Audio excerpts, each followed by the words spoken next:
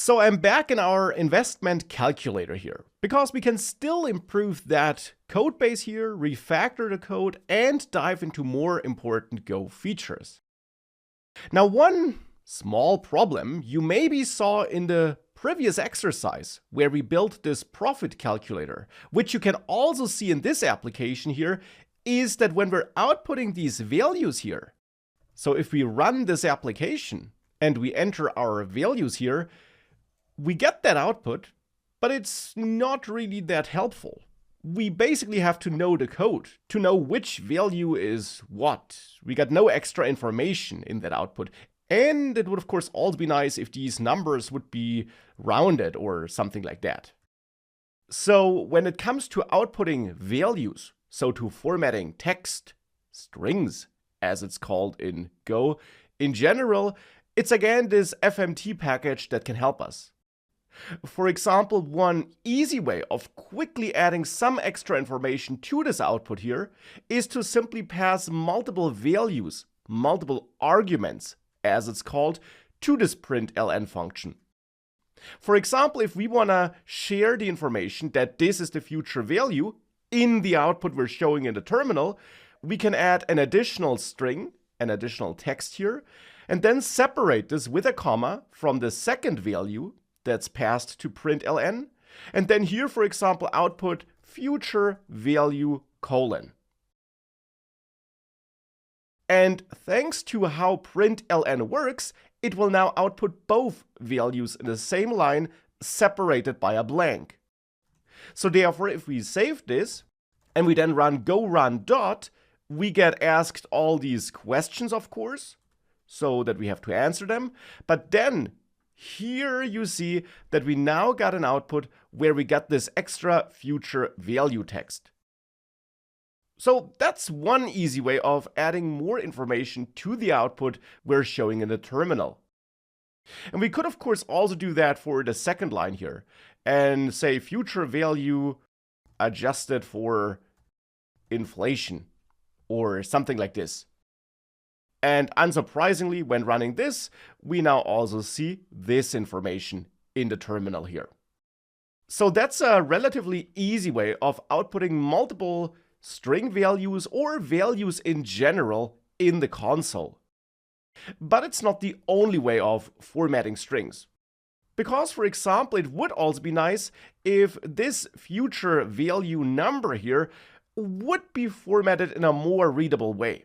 I mean, we don't really care about all these extra numbers here. For us, it would probably be enough to have 2 digits of precision here, or maybe no decimal digits at all, so that we just output this number. And that's thankfully also pretty easy to do, again with help of the FMT package. Now for this, I'll comment it out by adding 2 forward slashes. That's how you add a comment in Go, and comments are then ignored by the Go compiler and runtime, so they're just there for you as a developer. And you can use this feature to add extra helpful text, like outputs information, that explains your code. But you can also use this comments feature, as I'm using it here, to comment out code which we want to keep around, but which we don't want to execute at the moment, so that we could still bring it back in the future if we want to go back to that code, but we don't use it right now. Because now I do want to output my content differently. Again, as mentioned, with the FMT package, but now not with println, but instead with printf, which stands for print the text in a formatted way, you could say. And you see the description of this function here, that it will output text with a certain format, which we can specify.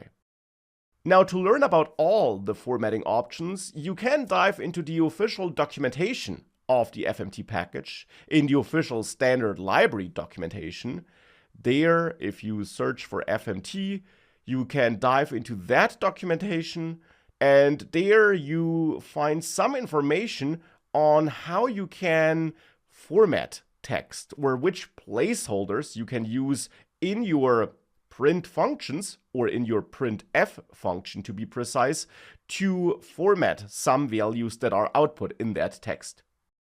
For example here, if I want to output future value, colon, and then the value, we could of course separate it with commas with help of println, but when using printf, we can also use a special placeholder, the $V placeholder, which is the placeholder for outputting a value of a variable or constant. And then you have to pass a second argument to printf, which contains the value of that placeholder. So in this case, the future value, like this. If I do that, and I run the application again, you'll see that now I also still get my future value, but now without using println. Therefore, it's now also not adding a line break, because we're not using println again, but you can manually add that with \n, which is another special identifier, you could say, which you can add in this text here. And you can actually add this in any string, and as many of those as you want, to add line breaks there.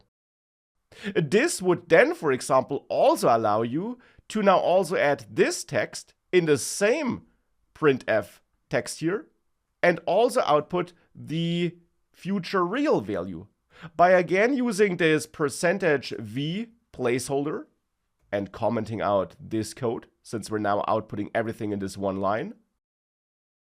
And then here we can refer to the future real value. So you have to add as many arguments after this initial text here as you have placeholders in this text. And you have to add them in the order in which they should be used for those placeholders. So with that, again, if we run this application, we now get this spread across 2 lines because of this line break identifier we added here. And we got the same output as before, but now with one printf statement.